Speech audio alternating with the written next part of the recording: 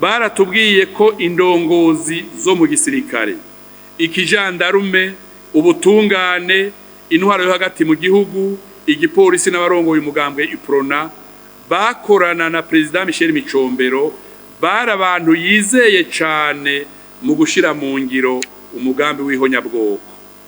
Bamwe muri bo babwiye umugwi severe bati nduguruye Twamugina. Mu 1972 umuntu yashobora guhagarika no kwicisha uwashatse wese ndugaye Twamugina. Banyakubahwa mwatowe n'abanyagihugu. None ihonyabwoko ryo mu 1972 ryateguwe gute na leta ya President Michel Micombero?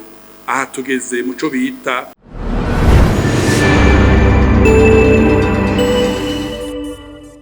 amatohoza yakozwe n'umugwi severe yarerekanye ko ivyiyumviro n'integuro yo kwica abahutu bize n'abanyagihugu bisununuye mu by'ubutunzi vyatanguye mu kwezi kwa Gitugutu umwaka w'1965.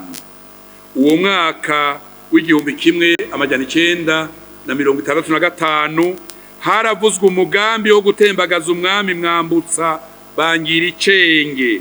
Uwo mugambi waciye witirirwa abahutu ngo nibo bashaka gukura umwami Mwambutsa. Ico gihe igisirikare c'u Burundi caramutswa umunyamabanga wa leta Kapitene Michel Micombero. Ikijandarume cari kirongowe na komanda Antoine Serukwavu, umwe yari umuhutu uyundi yari umututsi. Amatohoza y'umugwi severe yerekanye ko n'inama zo gukura umwami zabaye. Abo bategetsi bose Micombero na Serukwavu baraje muri izo nama.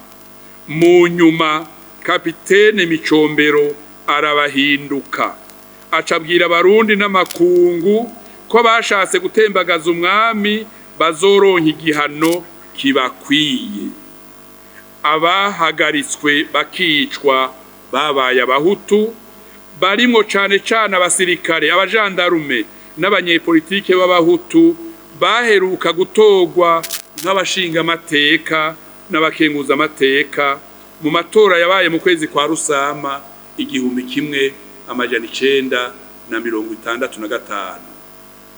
Muri abo bashinga amateka n'abakenguza amateka bose barishwe, hasigaye abahutu babiri gusa, abandi bose baragandaguwe. Banyakubahwa mwese, hari abarundi basemereye kare, barabwira abarongoye igihugu ko gishobora kugwa mu kaga atagikozwe. Mu basemereye kare harimwo komanda Ndayahoze Martin, yabwiye umukuru w'igihugu Micombero ko hari mu butegetsi utugwi twateguye gukorera ikibi abahutu. Ndayahoze Martin yavyanditse kwigerekerezo rya 12 Ndamukiza 1968, yabivuze asanzwe ari umushikiranganji wo kumenyesha makuru kandi ari umunyamabanga nshingwabikorwa mu mugambwe UPRONA. Haheze iminsi mike baciye bamukura mu mabanga yaciye abogozwa. Abandi basemereye ni Ecclesia Katolika biciye muri diocese nkuru ya Gitega, hari kwigenekerezo rya 28 Gitugutu umwaka w'1969. Abo bihebeye Imana barerekanye ingorane ziri mu gihugu zifatiye ku macakubiri no gukumirana vy'ubwoko. Baranditse mu majambo atomoye ko abatutsi bakumiriye abandi barundi mu by'intwaro yo hagati mu gihugu, mu by'ubutungane, mu by'indero, mu by'umugambwe UPRONA. Izo nyandiko zose umugwi severe wazishikirije abagize ibiro by'inamashinga amateka na nkenguza amateka. Kwigenekerezo rya 27 Ndamukiza mu 1972 harabaye ikintu kidasanzwe Inyanzarake mu ntara ya Bururi. Umushikiranganje w'intwaro yo hagati mu gihugu n'ubutungane Komanda Albert Shibura yararemesheje inama yitwa ko yatumiyemwo indongozi z'abatutsi gusa. Muri iyo nama umushikiranganje Shibura yabwiye abayitavye ko umukuru w'igihugu Micombero yamutumye kubashikiriza ubutumwa bukurikira. Mwavyumvise mwireresi nduguruye twamugina. Turavye biriko biraba canke vyabaye mu Rwanda, turabona ko abahutu bariko baraba benshi kandi birateye ubwoba. Nico gituma twafashe umugambi wo kubagabanya kuva kw'igenekerezo rimwe ry'ukwezi kwa Rusama 1972 tuzosigaza gusa abanyagihugu batize ndugaye twamugina. Umugwi Severe warashoboye kuronka icegeranyo c'iyo nama yabereye Inyanzarake, ariko ivy'amazuru birahenda. Hari abari bafise amazuru baremare atari abahutu batahanye iyo nkuru. Ukuri rero abarundi bari banyotewe kuva kera nukunyene. Ivyabaye mu nzego zirongoye igihugu mu mpera z'ukwezi kwa kane mu 1972 ni vyinshi cane, bisigura neza ingene umugambi w'ihonyabwoko wiyumviriwe, ingene wateguwe, n'ingene abawuteguye bawushize mu ngiro. Ni vyiza ko abarundi bamenya canke bibuka ko umukuru w'igihugu yakomboye leta yose kw'igenekerezo rya 29 Ndamukiza 1972. Kera byose vyamenyekana biciye kw'iradiyo y'igihugu. Mu mwaka w'1971 Koloneli Micombero yaheruka gushinga urwego rwa gisirikare rutwara igihugu rwitwa Conseil Suprême de la République, rwari rwiziziwe n'abasoda b'ubwoko bumwe. Banyeniteka mwese, mu kwiga no kwibutsa kahise birakenewe kandi ko twibutsa ko Koloneli Michel Micombero yari umukuru w'igihugu, umukuru w'umugambwe UPRONA, akongera akaba kizigenza mu ntwara miheto. Ico gihe nta bwirizwa shingiro ryabaho, nta nama nshinga amateka canke intama nkenguza amateka vyariho, nta leta yariho mu Burundi. Ivyaba vyose vyabazwe umukuru w'igihugu n'akagwi gato kari hafi yiwe. None iyo havuzwe ivyiyumviro vy'ihonyabwoko ico gihe abarundi baba bashaka kuvuga iki? Amatohoza y'umugwi Severe yaragaragaje iki mu vyegeranyo vyerekeye ivyo vyiyumviro. Icambere Severe wagaragaje, haragaragaye politike ya leta yo gukumira bifatiye ku moko. Ica kabiri, abagandaguwe benshi mu gihugu bari ku ntonde zanditswe kera. Ica gatatu, mu gihugu cose hariho intonde z'amazina z'abahutu bazokwicwa. Ica kane, harabaye mu gihugu rusansuma ry'amatongo, amazu, imiduga n'amafaranga muri banke y'abahutu bazogandagurwa. Ica gatanu, umugwi Severe waratohoje uramenya ibinogo rusangi vyatawemwo abagandaguwe, kandi ivyo binogo vyateguwe kuva mu mwaka w'1970. Ica gatandatu, umugwi Severe waratohoje wongera uramenya ko hari abasirikare n'abajandarume b'abahutu barungiswe mu karuhuko ubutagaruka, ico bita congé illimité. Icindwi, umugwi Severe wararonse inyandiko nyinshi zifise imikono y'abategetsi bakomeye mu gihugu zisigura ingene ihonyabwoko ririko rirashirwa mu ngiro, mwabibonye mw'ireresi. 18 umugwi severe urafise abacika cumu barokotse hamwe n'abategetsi bakiriho bari bafise amabanga hambaye mu 72 bemeye kubwira severe ivyo babonye. 9 umugwi severe wararonsa amajwi n'intahe y'abagandaguye abandi bavyemanze. 10 ihonyabwoko ryararonse ikindi kimenyetso kidasanzwe casohotse mu majambo ya Perezida Micombero wenyene igihe yabwira abarundi ati ushaka kuvuna umuganda w'inkwi asokora rumwe rumwe.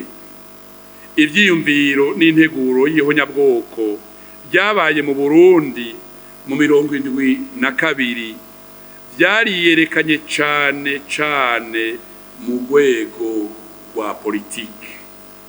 Icambere kwigenekerezo rya 30 Rusama mu 72 Perezida Micombero yashinze abasirikare kurongora intara 8 zigize Uburundi, acabaha ububasha budasanzwe bwo kwica no gukiza uwo bashatse.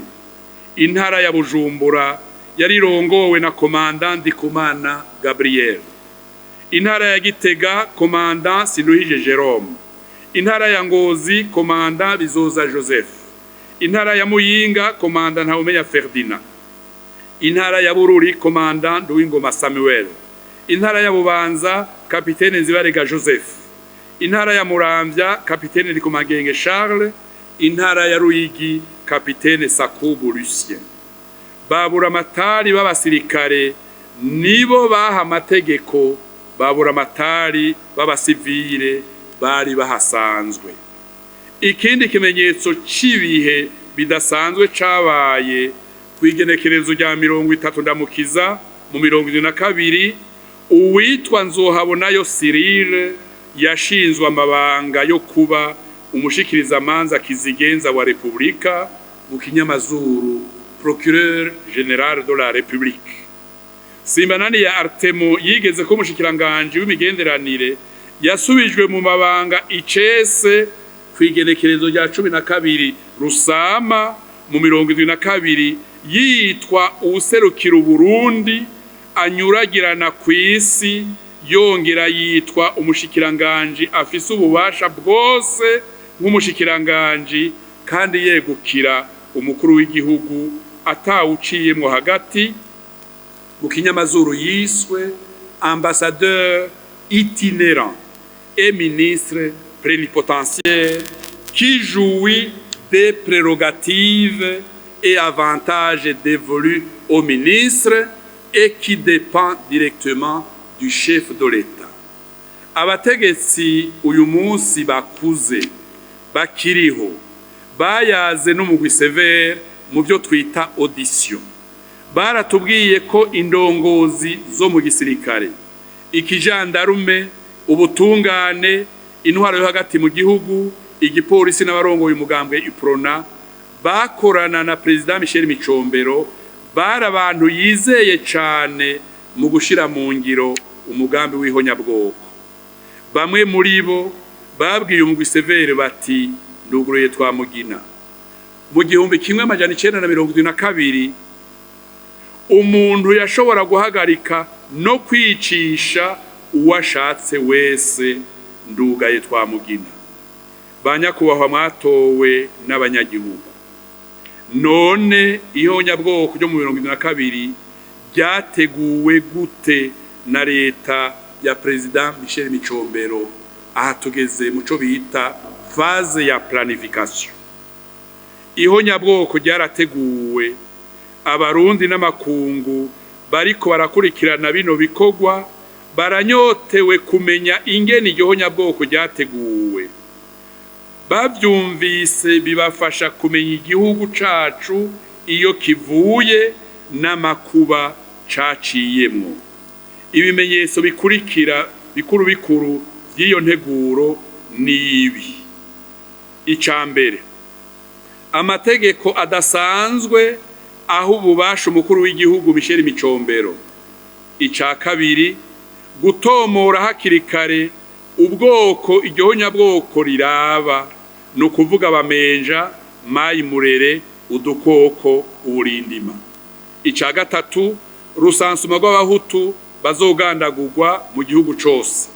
Ica kane rusansuma rw'amazu n'amatongo canke parisera by'abahutu mu gihugu cose. Ica gatanu ibinogo rusangi bizotabwamwo abagandaguwe vyimbwe kuva mu myaka ya 70 na 71.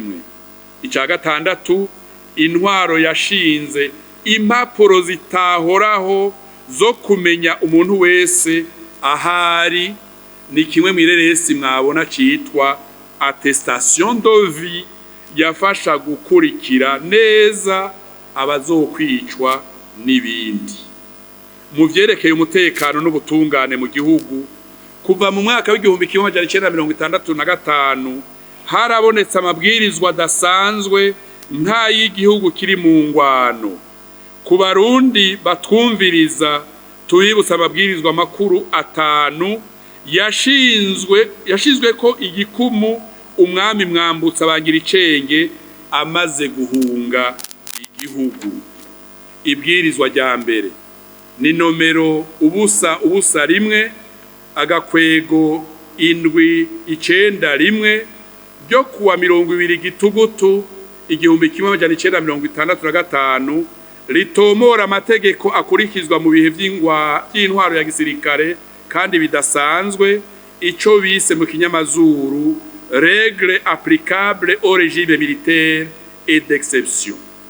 Ibwirizwa rya kabiri ingingo y'umwami nomero ubusa rimwe agakwego indwi icenda kabiri yo kwigenekerezo rya 20 Gitugutu igihumbi kimwe amajana 1965 rishinga intwaro ya gisirikare kandi idasanzwe mu ntara zose z'igihugu, kandi iyo ngingo igakora isubira kuva mu igenekerezo rya 18 Gitugutu 1965, ico bita régime militaire et d'exception dans toutes les provinces du royaume avec rétroactivité à partir du 18 octobre 1965.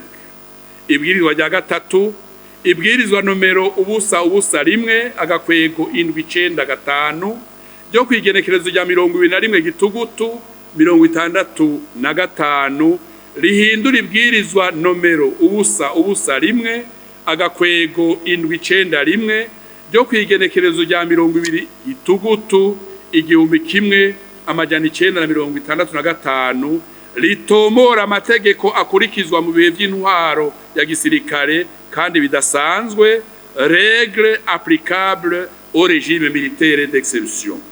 Ibwirizwa rya kane ingingo shikira nganji nomero 130 agakwego 8 ubusa icenda ryo kuwa 21 Gitugutu 1965 ry'umunyamabanga wa leta ashinzwe igisirikare yerekeye gushinga sentare z'imanza z'ingwano, constitution et composition du conseil de guerre.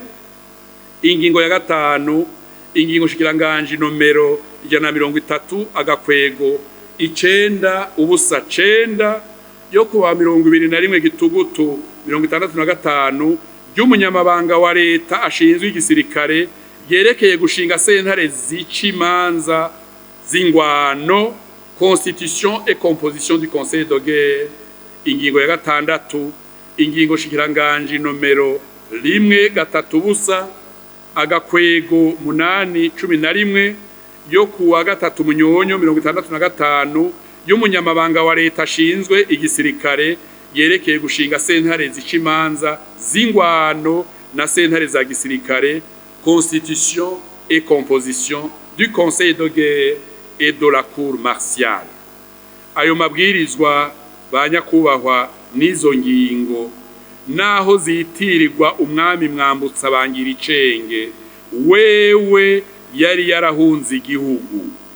umuco wo kumenya ibyabaye mu 2022 uraha utangurira ngaha.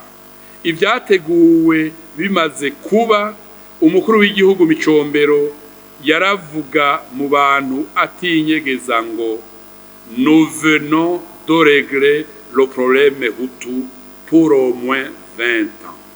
Nous venons de régler le problème Hutu pour au moins 20 ans. Mu Kirundi ikibazo c'abahutu kiraronsa inyishu izomara n'imiburiburi imyaka 20. Ayo majambo ya Perezida Micombero umugwi Severe wayahawe n'abihebeye Imana hamwe n'abanyepolitike bari bamwegereye twaganiriye muri bimwe twita audition. Muri iyo nteguro yo guhonya abahutu haravuzwe cyane plan Simbananiye, umugambi witiriwe umushikiranganje Simbananiye Artemon, nk'umwe mu bari begereye Perezida Micombero kandi bumvigwa cyane. Simbananiye yarinze yitaba Imana mu mwaka wa 2024 abihakana. Mu nteguro y'iryo honyabwoko harabonetse ikintu cari cavuzwe kuva kera. Abarondegwa ngo bicwe ubwa mbere barabiza amashure, abakozi ba leta, abanyeshure, abasirikare, abajandarume, abihebeye Imana, abigisha Imana hamwe n'abagwiza tunga b'abahutu. Aborozi n'abirimizi bisununuye nabo nyene barahagariswe baragandagurwa. Iyo nteguro y'ihonyabwoko yajana n'ibinyoma byinshi biteranya amoko, ububeshi budasanzwe n'amajambo atyoza abahutu ko ari abansi b'igihugu n'abansi b'abatutsi.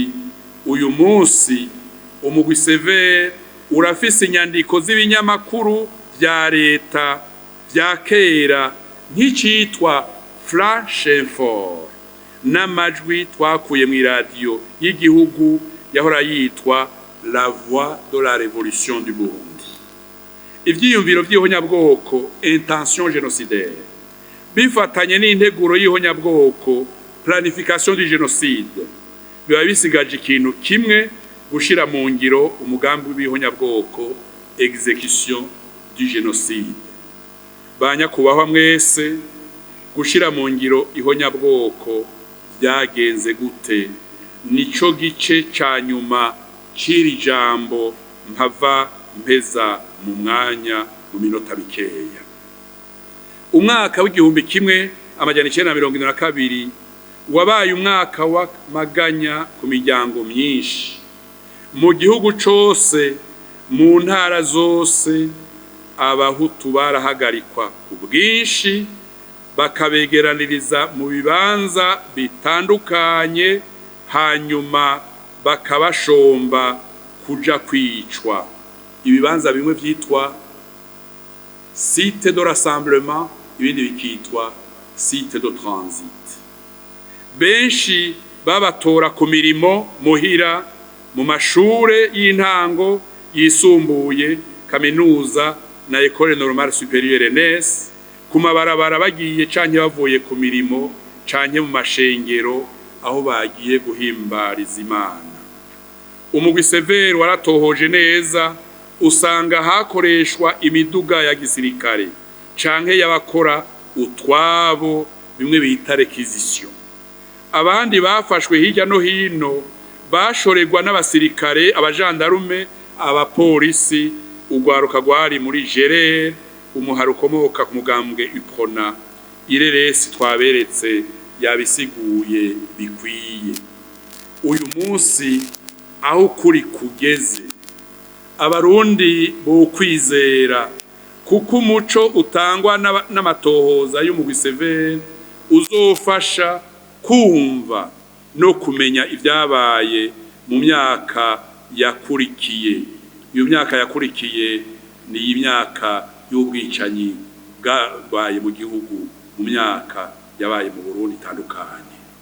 Uyu munsi hari igipfungu kiriko kirava mu nzira, hari n'ububeshi bwa kera butagifise isaganirizo.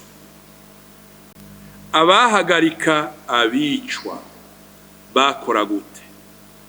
Kuri iki kibazo nyamukuru umugwi Severe wegeranije inyishu zishika 13 mu nkundire ndazidondagure kuko ziduha ukuri kudasanzwe ku barundi batwumviriza, kuba nyakubahwa batowe bari muri kino kibanza, abafise amabanga atandukanye mu burongozi bw'igihugu. Barakoreshejwe kugira ihonyabwoko ryatumberejwe abahutu rije mu ngiro. Ico ni cambere.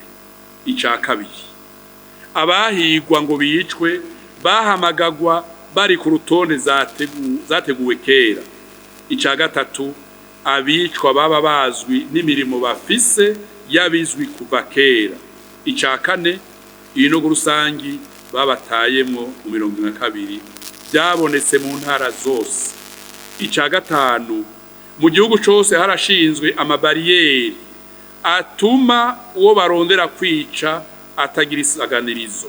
Ica gatandatu, mu gihugu cose harashinzwe imikwabu no gukizura mwijoro kugira ntihagire abahutu batoroka. Icindwi, carazira kuva mu ikomine uja mu yindi udafise murekarengane, ico mu kinyamazuru bita laissez-passer. Icumunani, harashinzwe igipapuro cerekana ko naka abaho, attestation de vie, corosha kumenya umuntu iyo yahora canke ko yategerezwa kuba ari mu bapfuye. Icicenda, intwaro ya Perezida Micombero yarahenda bahunze n'abinyegeje ngo impore yabonetse, abasokorotse baciye bagandagurwa. Ibi vyarabaye gushika mu myaka ya 75. Icicumi, hari abahutu benshi bafatiwe bongera baricwa bagiye mu bandi mu nama z'amahoro. Icicumi na rimwe, kunyaga amatongo, amazu, imiduga, amafaranga n'ubundi butunzi vyaciye bija mu ngiro atacamira. 13, abahutu bicwa ico gihe bitwa bamenja, twabivuze, udukoko, uburindima n'ayandi mazina yaka ubuntu ikiremwa muntu. Ica 13 arico canyuma, biciye mu butumwa bw'imigenderanire n'ibindi bihugu, leta ya Perezida Michel Micombero yaciye ishinga imigwi y'abaja kubesha makungu kugira ihonyabwoko rinyegezwe ntirimenyekane. Banye niteka mwese, none abahutu bicwa gute? Ibi tugira dushike ko bavyita mode opératoire. Naho biteye ubwoba kubwira abarundi, birakenewe ko bavyumva bakabimenya, niho kirazira twama turirimba yoronka aho ishinga imizi.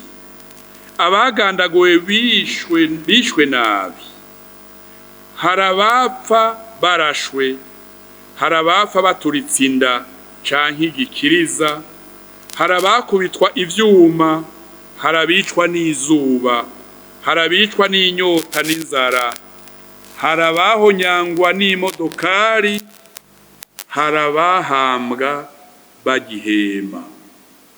Ico ni cambere. Ca kabiri, harabacumitwa imigano canke bakicwa n'imipanga. Ica gatatu, harabatuririwe mu itanure gishwagara cane cane mu Rutana, mwavyumvise mwireresi. Ica kane, hari abavyeyi bariye ku nguvu inyama z'abana babo bokejwe. Ica gatanu, hari abagabo bashahuwe imbere yuko bicwa. Ica gatandatu, hari abatawe mu nzuzi baboshe. Icindwi, hari abavyeyi canke abana bagandaguwe bahejeje kurangura ku nguvu amabanga y'abubatse n'abana canke abavyeyi babo. Ivyo twabisanze cane muri Bukemba muri Rutana. Icumunani, hari abavyeyi n'abana bagandagurwa bakabasiga bari gusa nk'abariko bararangura amabanga y'abubatse. Icicenda, hari abatabwa bagihema mu binogo rusangi canke mu tuzu twa sugumwe. Icicumi, hari abanyeshure bo mu mashure y'intango batwawe mu magunira bicwa no kubura impwemu. Icicumi na rimwe, hari abakenyezi bibungeze bafomojwe inda. Icicumi na kabiri, tutibagiye abahambwe bagihema. Ibi umugwi severe wabitoje cane cane imashitsi no ku Ruvubu mu ntara ya Gitega, ariko vyarabaye n'ahandi henshi mu gihugu cacu. Gusigura ibi bintu banyakubahwa si ikintu coroshe, ariko ko vyabaye mu gihugu cacu ntitubitinye, kuko ukuri kurabohora. Ukuri kubohora abisha abandi babahora ubusa. Ukuri kurabohora n'imiryango yabuze ababo. Ukuri n'umuti urura ariko ukiza. Ukuri kurigisha abarundi n'ayandi makungu. Igihambaye muri vyose nuko uku kuri kofasha abarundi gutangura urugendo rwo gusaba no gutanga ikigongwe. Ukuri turagukeneye kugira kubere abarundi bose inkingi yo kunwanisha abarundi. Inkurikizi n'amabi yatewe n'ihonyabwoko ryakorewe abahutu mu Burundi mu 1972 ni nyinshi. Umugwi severe wabashikirije ireresi mwiboneye n'amaso yanyu. Mwaronse n'igitabo gito kirimwe amazina make y'abagandaguwe mu mayinga ya mbere y'ukwezi kwa Rusama mu 1972. Bamwe leta ya Perezida Micombero ivuga ko baciye mu ibohero rya Mpimba, abandi ngo baraciriwe imanza. Ivyo vyose umugwi severe watohoje vyatweretse ko imanza zitabaye, rwabaye uruyeri rwo guhenda amakungu. Abagandaguwe babaye isinzi mu gihugu. Ihonyabwoko ryo mu 1972 ryabaye umuvumo ku gihugu, ryavyaye abapfakazi, abapfakare n'imfuvyi benshi. Impunzi zabaye nyinshi mu gihugu hagati no mu bihugu duhana imbibe. Amaganya n'amarira vyaratse indaro mu bavyeyi, kuko abantu ntibari barekuriwe kurira canke kugandara. Abagandaguwe bifise baranyazwa amatongo, amazu, ivyuma vyahora bibunguruza nk'imiduga, ipikipiki, amakinga n'ibintu vyose vyari mu nzu vyofashije abasigaye kurera ibibondo. Umugwi severe urafise ivyemezo n'impapuro bikwiye bigaragaza ko intwaro ya Micombero yiyumviriye intention, irashira mu ngiro, irategura planification, yongera irashira mu ngiro execution ihonyabwoko mu mwaka w'igihumbi kimwe amajana 1972. Kuvyerekeye amazu yafashwe menshi akanyagwa. Umugwi severe urafise impapuro zerekeye arondisema zose zo mu gihugu n'amazu y'amatafari y'ivyondo asakajwe amabati aranditswe, kuko ico gihe yitwa ko ari amazu, imodoka canke amafaranga y'abamenja. Abaza kwisonga mu gukora iryo honyabwoko ni bande? Uwuzwi kuko yararongoye igihugu ni Colonel Michel Micombero. Yari umukuru w'igihugu, umukuru w'umugambwe w'Iprona, akaba na kizigenza mu nzego z'umutekano. Abandi bashobora kuzovugwa cane n'abasirikare bari mu rwego rwitwa Conseil Suprême de la République, abari barongoye intara, abari muri sentare za gisirikare, Conseil de guerre, zitwa ko zaciriye urubanza abamenja b'abahutu ikivunga. Harimwo abacamanza ba parquet, bamwe bitwa Procureur Général de la République canke Procureur de la République, abari barongoye arondisema n'amakomine n'abandi. Ico gikorwa gihambaye umugwi severe wiyumvira ko kizorangurwa n'izindi nzego z'igihugu. Nkabashimiye cane kw'izina ry'abo dusangiye ubutumwa. Muri severe inzego zose z'igihugu n'abazirongoye n'abarundi bose kuko batugumye hafi mu kuduhanura no mu kudushigikira mu butumwa bwacu bwa misi yose. Turakengurukiye cane abarundi basengera igihugu na twebwe tugize umugwi severe. Abadusengera tubabwiye tuti ibisabisho vyanyu biradushikira kandi biradukomeza. Tugira amahoro, tugira ubumwe, dusimbataza ubutungane mu Burundi. Murakoze cane banyakubahwa, Imana ihezagira Uburundi bwacu.